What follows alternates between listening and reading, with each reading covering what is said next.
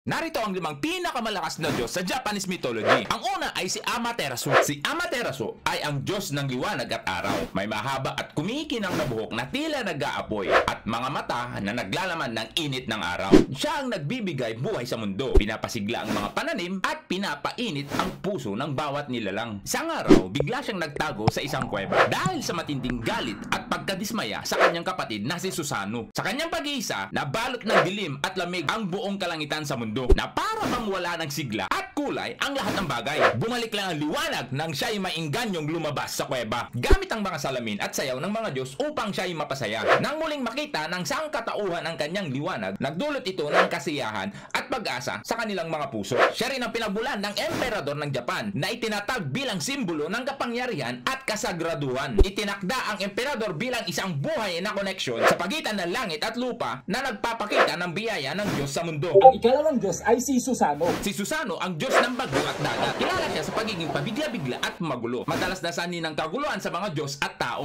Tagapagdala ng unos at kapahamakan. Siya ay may kakayahang magdala ng dilubyo at pagkawasak. Napatalsik siya mula sa kalangitan dahil sa kanyang mga pagsuway. Gayunpaman, sa kanyang paglalakbay sa daigdig, hinarap niya ang halimaw na si Orochi at matagumpay na nailigtas ang isang prinsesa na kanyang naging asawa. Sa kabila ng kanyang kaguluhan at madilim na kalikasan, si Susanoo ay kilala rin bilang Diyos ng pagbabago at muling pagsilang. Ang ulan na kanyang dinadala ay nagpapasigla sa mga pananim, naglilinis sa mundo at sumisimbolo ng pag-asa sa kabila ng unos. Sa bawat bagyo na kanyang hatid, naroon din ang pagkakataon para sa panibagong simula. Ang ikatlo naman ay si Tsukuyomi. Siya ay Diyos ng buwan at gabi, tahimik ngunit makapangyarihan. Kilala siya sa kanyang malamig na pag-iisip at pagiging malayo sa damdamin. Sa isang insidente, pinatay niya ang Diyosa ng pagkain na si Yuki Emuchi dahil sa pagkadismaya sa paraan ng paghahain nito na nagdulot ng malaking alitan sa pagitan niya at ni Amaterasu, ang Diyosa ng araw. Dahil dito, tuluyan nang naghiwalay ang araw at gabi at hindi na muling nagtagpo ang liwanag at dilim. Tahimik at maingat, pinapangalagaan ni Tsukuyomi ang gabi, binabantayan ang mga bituin at tinutulungan ang mga nilalang na namumuhay sa ilalim ng liwanag at buwan. Ang kanyang presensya ay nagdudulot ng kapayapaan, ngunit may bahid ng kalungkutan. Ang ikaapat, si Izanagi.